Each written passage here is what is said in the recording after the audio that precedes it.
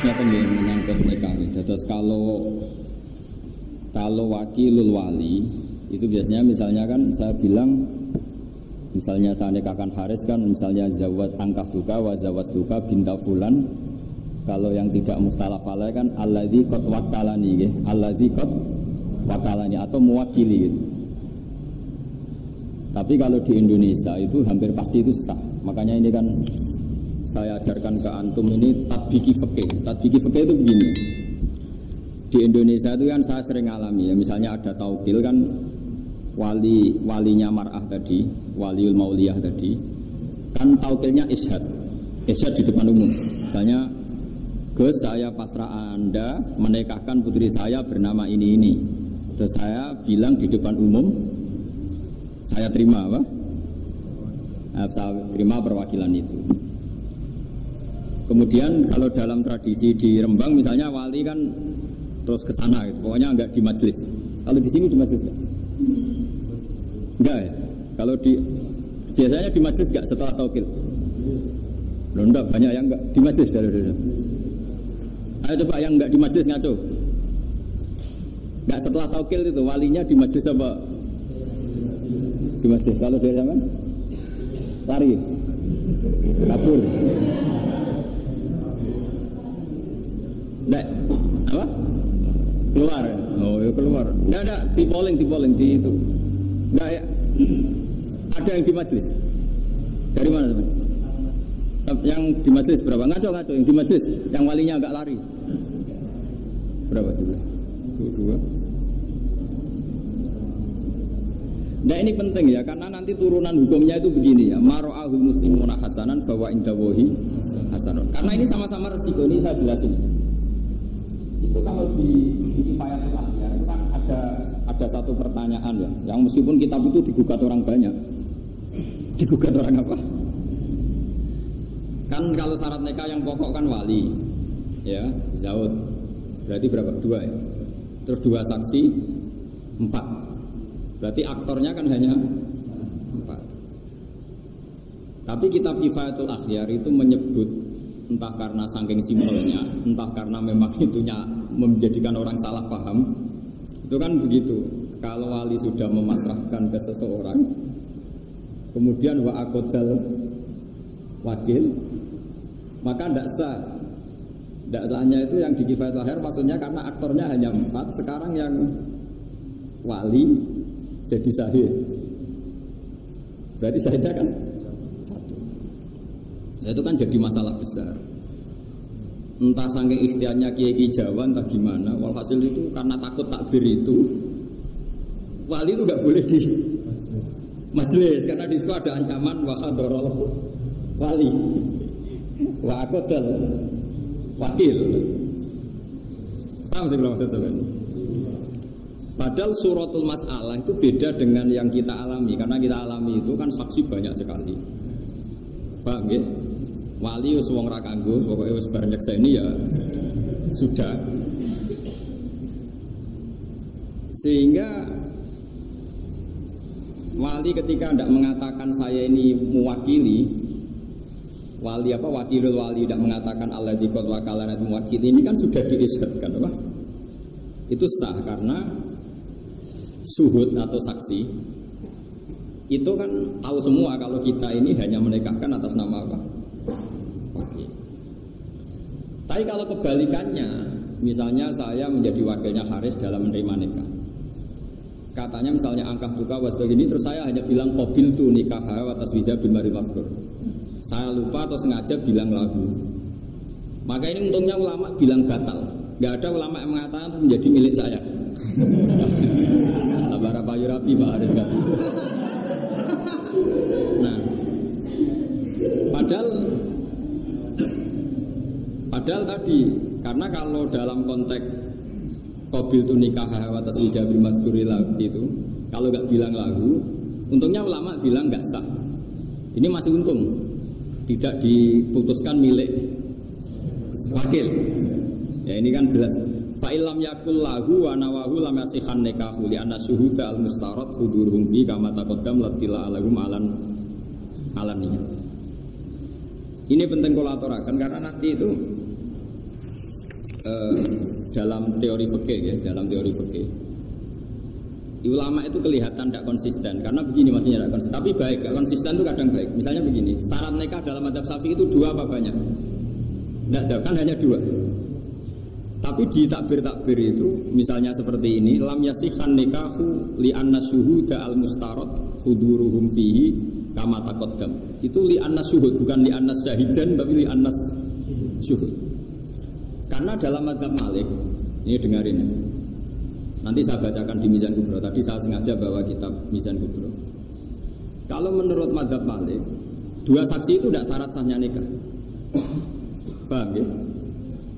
Tapi yang karena pikirannya Imam Malik begini, kira-kira begini. Saksi itu gunanya apa sih? Supaya nggak ada juhud, nggak ada pengingkaran. Oke. Kalau sarannya nggak ada pengingkaran, harusnya itu nggak perlu saksi, yang penting terkenal. Jadi misalnya Haris nikah, dinikahkan wali terus diumumkan di pondok PMH ini. Alhamdulillah sekarang Haris sudah laku. Nah, apalagi bikin surat edaran gitu. Berakhir sudah masa lajang gitu. Atau masa nggak laku sudah selesai gitu. Nah, ini penting karena filosofi fikih nanti dibalik-balik itu begitu. Ya ini misalnya, ini peringatan bagi kita semua. Jadi kalau Imam Malik ini kelirunya orang-orang yang kawin sirri ya. Kadang-kadang pikirannya kalau misalnya dia wakilah, sahid itu tidak syarat. Saya ulang lagi ya. Misalnya dalam kitab Kutubul Madzhab al-Arba'ah, kadang itu kan dipotong. Terus di situ diterangkan wakilah, sahid itu tidak syarat sah. Jangan kira kalau misalnya Madzhab Malik mengatakan sahid itu tidak syarat sah, kemudian ini nggak terganti oleh aturan yang lain. Paham ya maksudnya? Makanya kenapa kiai-kiai kita itu anti talfek, anti intikal madzhab. Sebetulnya bukan masalah intikalnya. Nggak ada jaminan kalau kata-kata ini diket atau ditaksir, diikhtisor, kemudian nggak ada syarat lain. Ini misalnya saya bacakan ya. Nah ini supaya kulino saja ya, bahwa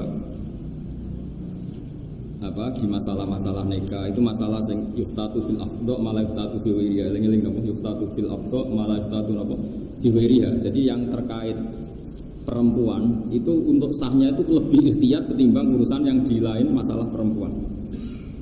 Ini kalau baca gitu.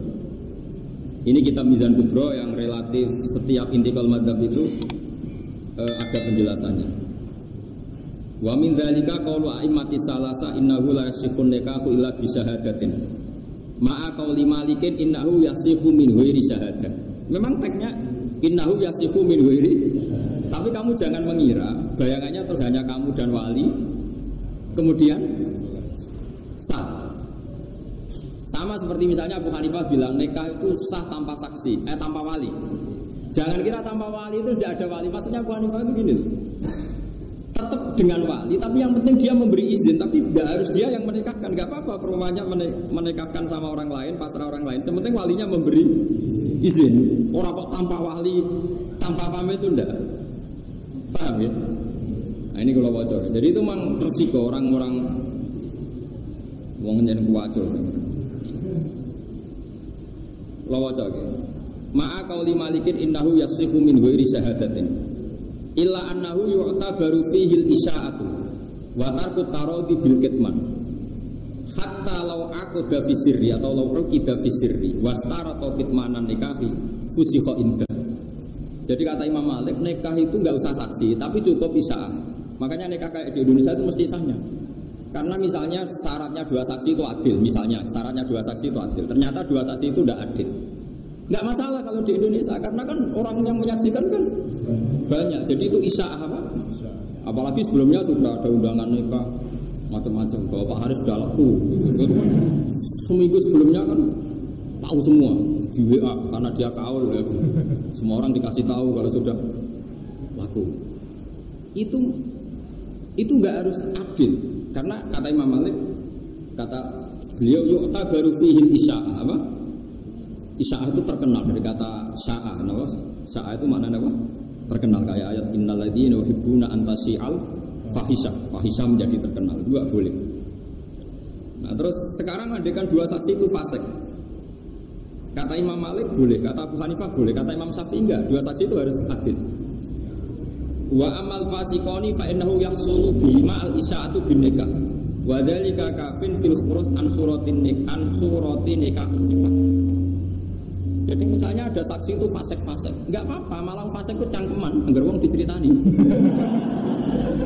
Ini jadi butuhnya itu kan perempuan ini jelas miliknya ini.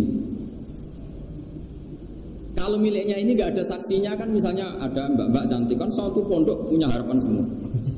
Nah itu kalau ada orang nikah secara sirri kan ternyata harus dinikah orang kan kecewa. Nanti kalau ujuk-ujuk hamil juga orang curiga. Tapi kalau isya'ah kawinnya terbuka, sing berharap ya wis putus asa, paham ya? Nanti misalnya hamil ya jelas asal-usulnya karena sudah nikah. Makanya kata Imam Malik, saksi loro itu, saksi dua itu filosofinya bukan saksinya, tapi isya'ahnya, no? Paham ya? Paham gitu. Terus ini penting ulatur. Jadi ini filosofi nikah. Ya, filosofi nikah misalnya menyangkut dua saksi macam-macam. Itu kadang dua saksi. Ketika misalnya Anda baca kitab Madzhabul Arba'ah, wakila misalnya atau waqala Malik yasihun nikah bila syahid atau bila syuhud. Ini jangan menjebak Anda lalu Anda berspekulasi nikah tanpa saksi, karena sebenarnya Imam Malik mengatakan tanpa saksi itu ora perlu nunjuk saksi dua terus yang tanda tangan dua seperti dalam tradisi kita, enggak. Maksudnya enggak terus tanpa itu enggak, yang penting isya'ah apa? Tadi misalnya di majlis ini Haris saya nikahkan, enggak apa-apa misalnya enggak ada saksi, ya apa-apa kan mus ini ya saksi gitu. Jadi cara Imam Malik saksi itu bisa diganti apa? Isya'ah. Makanya kenapa kiai-kiai itu mati-matian melarang santri sinau fiqhul madzhabil arba'. Karena mesti rawi pengarangnya ini main potong saja. Main apa? Ketika Imam Abu Hanifah mengatakan bila waliin, itu maksudnya bila wali yang mengijabkan, bukan berarti tidak mensyaratkan izinnya wali. Paham? Jadi ini masalah-masalah yang apa, anak-anak Ma'had Ali itu harus tahu. Jadi itu ya, jadi apa, masalah-masalah seperti ini kita harus tahqiq ya. Terus sekarang ini yang khas-khasnya orang alim ya. Kamu juga harus tahu. Misalnya ada suratul masalah. Ini dengerin ya.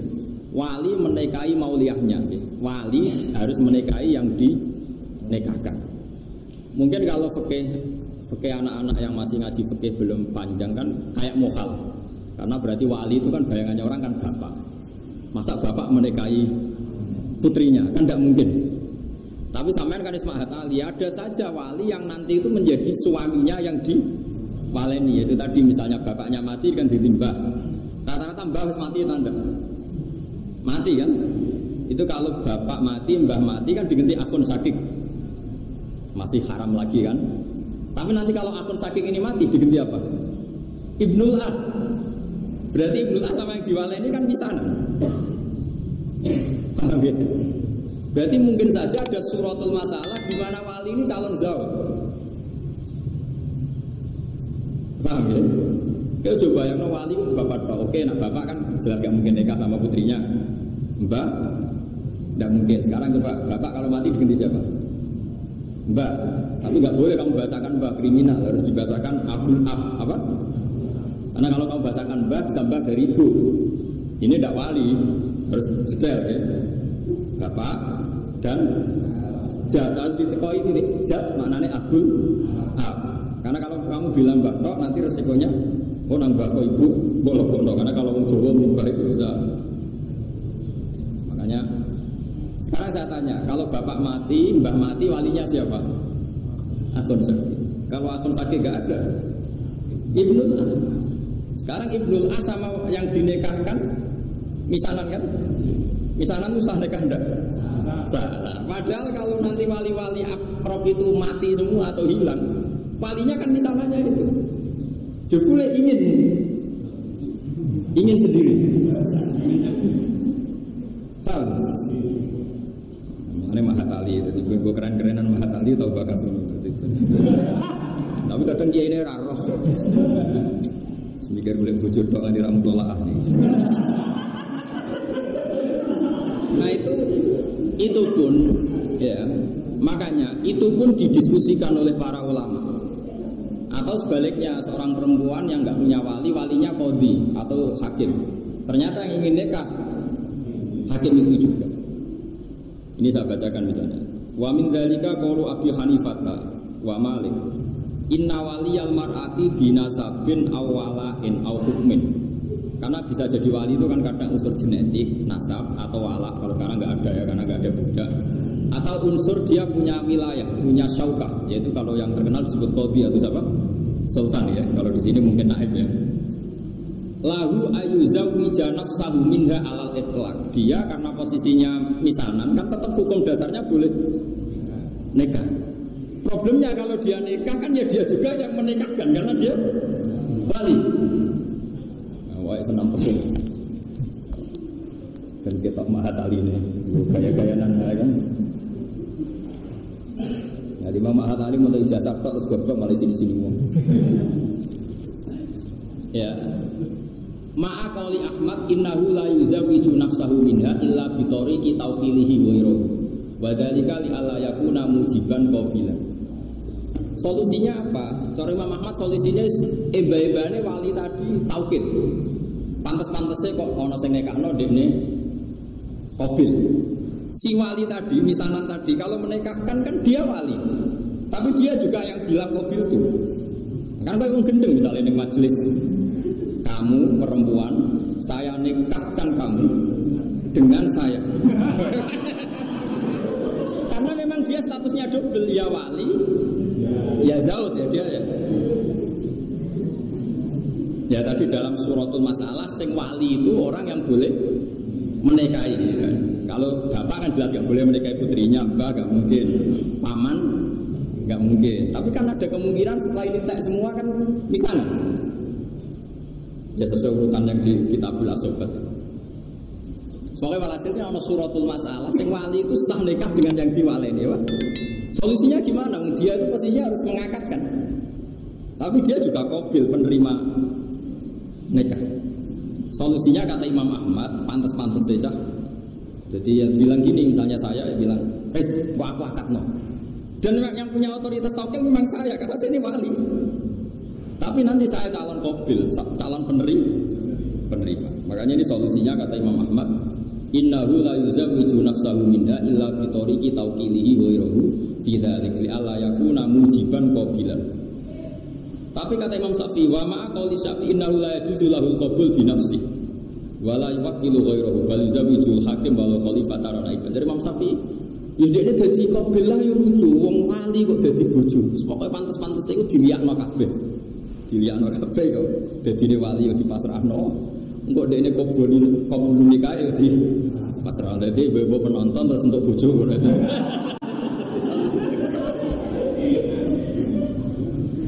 Karena kalau dalam fikih itu ada pantangan ya, istilahnya kalau di Fathul Mu'in itu ada ittihadul qabid wal muqbid. Enggak boleh dalam satu akad ada satu orang jadi dua aktor, namanya ittihadul qabid wal muqbid. Misalnya gini, Haris punya utang saya 1 juta. Ya Haris punya utang saya 1 juta. Terus kebetulan dia juga mustahik zakat. Dan saya juga harus zakat ke Haris. Saya tidak boleh bilang gini, Haris, uang saya yang di kamu 1 juta minongko zakat saya ke kamu. Itu tidak boleh karena Haris adalah qabid penerima zakat. Dia juga mukbid menerimakan zakat ke dirinya sendiri. Kalau dalam fikih kan masalah ittihadul qabid wal mukbid. Ya sama seperti wali yang boleh menikahi yang diwalikan. Karena tadi misalnya suratul masalah apa? Misalnya dalam jawab bahasa Indonesia apa? Sepupu. Misalnya sepupu ya. Itu kan sudah boleh nikah kan. Tapi problemnya dia itu wali ya, Pak. Kalau dia menikahkan dan dia qabil kan ittihadul qabid wal mukbid, dia sendiri yang menikahkan. Nak misanan ayu penak bisa ngancam. Nek gak rabi rata nikahno sapa-sapa. Bumbar dulu. Tapi di fikih itu gampang. Kalau wali tidak mau menikahkan perempuan yang ingin nikah, apalagi perempuan tadi sudah akilah balighah dan menunjuk lelaki yang disenangi, itu kalau wali menolak disebut wali adil. Kalau wali adil itu sulibat di wilayah hak walinya dicek. Jadi itu masih ada peluang. Jadi ini kalau kalau ngancam dibalik diancam, nggak apa-apa, malah wali kamu hilang, nggak kabur. Jadi itu, ya ini penting ya, ini fikih-fikih yang harus Anda ketahui. Terus ini ada masalah-masalah yang harus diketahui juga, ini yang sering terjadi di Indonesia. Ya semoga, ya ini meskipun kasus tapi harus dipelajari. Kan banyak juga kita ini sering ngadepi masalah di mana orang yang sewu kecelakaan. Jadi sebelum nikah sudah hamil. Itu sampai sekarang jadi perdebatan. Ya sebelum nikah sudah hamil. Itu baik dinikahi yang menghamili maupun enggak. Itu ada iddah apa enggak? Saya ulang lagi ya. Kalau dinikahi orang yang menghamili atau enggak, itu perlu iddah enggak? Karena posisi apa? Kecelakaan hamil, posisi menghamil. Nah, karena perdebatannya ulama itu satu, ketika ada ayat wala tangiku manakaha abaukum minan nisa illa maqad salaf. Itu nikah maknane akad, apa nikah maknane wati? Wati itu hubungan intim. Kalau selain madzhab Syafi'i mengatakan nikah di situ maknane baik nikah sah maupun nikah atau wati. Sehingga misalnya Zaid punya bapak, yang bapaknya Zaid itu mensetujui Sri zina. Itu Zaid itu nggak boleh menikahi Sri karena Zaid ini dianggap juga anaknya Sri. Karena selain madzhab Syafi'i kalau maknanya gini, kamu jangan mewati orang yang pernah diwati bapak kamu, sehingga memasukkan zina, memasukkan nikah sahih. Jadi nikah sahih yang masuk itu, nikah zina apa? Zina juga. Tapi kalau madzhab Syafi'i enggak, nikah itu kalau tidak sahih atau hubungan intim kalau tidak sahih itu enggak mutabar, apa? Enggak mutabar. Sehingga ini agak dianggap hamil, sehingga ya enggak ada iddah. Makanya ada kiai-kiai Jawa. Makanya nanti tak polling semua. Di daerah kamu kalau ada orang kadung hamil, rata-rata dinikahkan nunggu lahir apa enggak? Enggak polling. Di daerah kamu mungkin pernah dengar. Enggak usah nunggu kelahiran. Kok pengalaman di Singapura kan? Tidak, di polling aja ini dijawab karena agama ini butuh konsensus. Saya sudah bilang tadi, maro'ahul muslimuna hasanan bahwa indawahi hasan. Saya sendiri munfarid atau ahadi. Saya nggak boleh berstatement hukum sendiri, harus nunggu konsensus. Saya ini termasuk orang bisa baca kitab, tapi kalau saya ada kejadian, pasti saya tanya zaman bapak kayak apa, Mbah Mun kayak apa, dulu zaman Mbah Zubair kayak apa. Karena kita butuh konsensus, paham ya? Karena ini masalah ijtihadiyah, itu yang mengesahkan adalah konsensusnya ulama, disebut apa? Ijma. Tidak sama saya tanya, kalau ada orang hamil sebelum nikah, lalu kalau mau nikah, baik sama yang menghamili maupun enggak, nunggu melahirkan enggak? Ya enggak yang betul? Enggak tuh. Enggak kan? Alasannya apa coba? Loh kok enggak, ini bukan alasan kultural, enggak alasan fikihnya kenapa? Karena tadi kalau dalam madzhab Syafi'i yang dikatakan hamil menjadi hukum iddah yang hamil yang karena akad sahih. Nasab juga sama, yang dikatakan nasab saya lewat nakah sahih. Sehingga dalam madzhab Syafi'i misalnya ada seorang hubungan intim zina terus punya anak putri. Setelah itu 3 bulan dia nikahi. Anaknya nanti bapaknya nggak bisa jadi wali karena anaknya putri tadi tidak bisa intisab ke bapaknya karena produk ilegal. Makanya kita sebagai kiai itu sering bilang gini, misalnya ada orang nyun sewu hamil 3 bulan, terus yang menghamili mau nikah, mau menikahi, oke kita nikahkan tadi, karena takut kalau gak dinikahkan nanti zina lagi macam-macam. Itu pasti kita bilang begini sama bapaknya, nanti kalau anak kamu perempuan kamu tidak walinya, karena ini kadung 3 bulan. Nanti karuan anak ini tidak faktor produk nikah sahih, sehingga intisamnya anak tadi kalau putri nggak bisa ke bapak. Paham ya? Ini kamu harus ngomong gitu.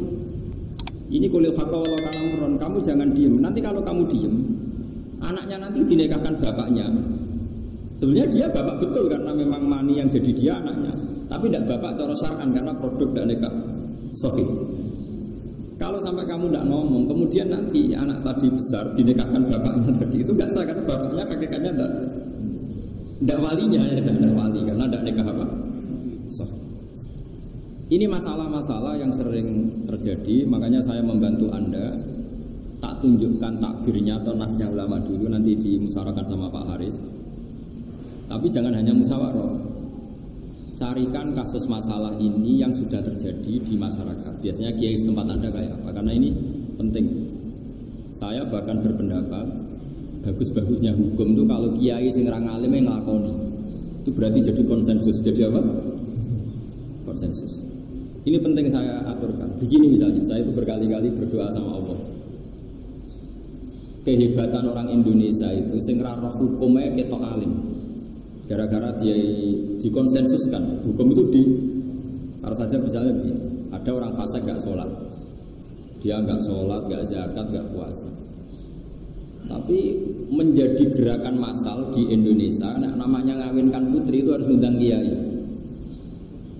sehingga orang gak sholat, gak zakat, gak puasa, kalau putri nenek yang undang kiai, ini jadi konsensus, sehingga orang fasik yang gedeng kiai lama, pendak ngawin anak itu undang. Akhirnya nikah ini bisa berjalan secara syar'an. Karena kiainya datang terus tanya, ini ada hubungan kerabat enggak, mahram enggak, rodok enggak.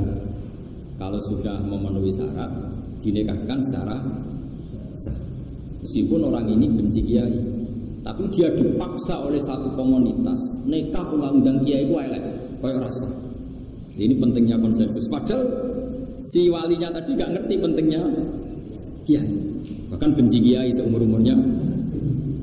Nah menurut saya dalam konteks seperti ini kiainya wajib datang, karena dengan dia datang berarti nikah yang terjadi adalah syar'i. Begitu juga saat tadi ngaji di Bojonegoro, di Jepara sama Gus Jobur tadi, hukum itu contoh gampang tuh orang mati. Saya contohkan, saya ngaji di mana-mana tak contohkan. Orang minum atau minum oplosan terus mati, bapaknya ya fasik peminum, anaknya fasik peminum, mati minum oplosan. Jadi konsensus pokoknya kudu ngundang kiai, sehingga si mayit yang oplosan pun kita sholati, kita kafani, kita mandikan ala Islam. Karena harus jadi konsensus, wong fasik lah itu butuh perlakuan seperti itu butuh, paham ya maksudnya? Ini penting harus kita pertahankan. Jangan sampai nanti orang fasik punya model sendiri dalam menyelesaikan jenazahnya. Karena orang soleh tidak mau datang, terus orang fasik punya tandingan kaifiyah merumat jenazah. Saya kalau mati ya terus ini arah, terus pinggirnya ada orang ceki. Makanya menurut saya orang fasik pun kalau mati kamu harus tahlilan. Terus gerem-gerem apa gitu. Bagaimanapun ini menetapkan tradisi. Kalau sampai kita tidak mau tahlilan hanya karena dia mati bunuh diri atau mati apa tadi itu oplosan, nanti kalau nggak ada tahlilan mereka bikin tandingan tradisi, yaitu Kiai Rabiul Nahlili yang wis tanggo cekli tanggo remi. Nanti kamu yang salahkan Allah karena tradisi yang sudah benar, yang orang fasik pun melakukan, kamu tidak mau hanya karena risi mayatnya itu fasik. Makanya saya lagi-lagi butuh konsensus. Kita ini sebisa mungkin hukum yang dikehendaki Allah dan Rasul jadi konsensus. Hatta alal fasik, sampai orang fasik pun terpaksa dengan tanda kutip terpaksa melakukan hukum. Itu juga yang dikehendaki Allah. Ikhtiar tau'an au kada. Kalau ada hukum Allah itu harus terjadi. Tau'an au kada. Baik kamu suka ataupun enggak suka. Orang fasik pun enggak suka kiai. Tapi di Indonesia itu alhamdulillah kalau nikah maupun mati itu butuh. Ketemu kadang kiai ini kalau untuk khawarit mutung malah.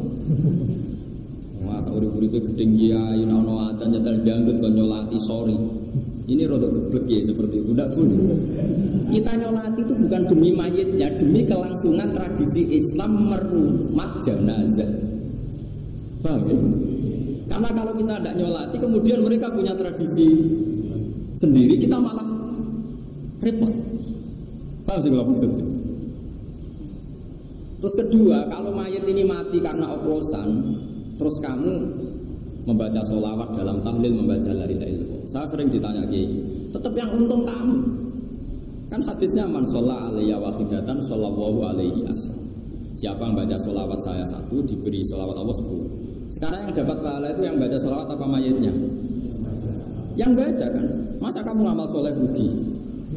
Mangko la ilaha illallah dari dakwal jannah. Yang baca la ilaha kamu apa mayit? Kamu kan ngapain kamu rugi? Masa ibadah ngerasa rugi? Semuanya itu fasik kelas dan urus-urusan ini pengen. Sebener kok itu tadi. Wa mayamut walak jantuk min gambihi fa amruhu mufawadun birabbihi. Semati untuk urusane pangeran. Sementing kita menjaga tradisi. Jangan sampai orang fasik ini punya tradisi baru hanya karena kita tidak mau melangsungkan tradisi yang sudah jadi konsensus. Itu tadi misalnya orang fasik, orang mati oplosan pun kan kalau mati ngundang kiai.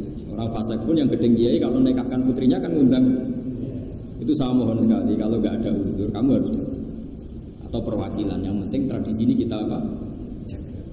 Bukan karena fasiknya tadi, tapi karena ilahi kalimat ilah tadi, aturan-aturan Allah yang kita. Karena sekali dalam kebiasaan jenazah ngomong alim nggak mau datang, mereka kan orang-orang fasik, pasti punya tradisi tandingan. Paham ya? Terus di pondem sambil ngeringkut, cemrono. Nang mati, wes. Repot. Makanya saya tadi selalu tanya ke jenengan. Masyarakat kamu di mana saja adat yang sudah baik harus kamu pertahankan.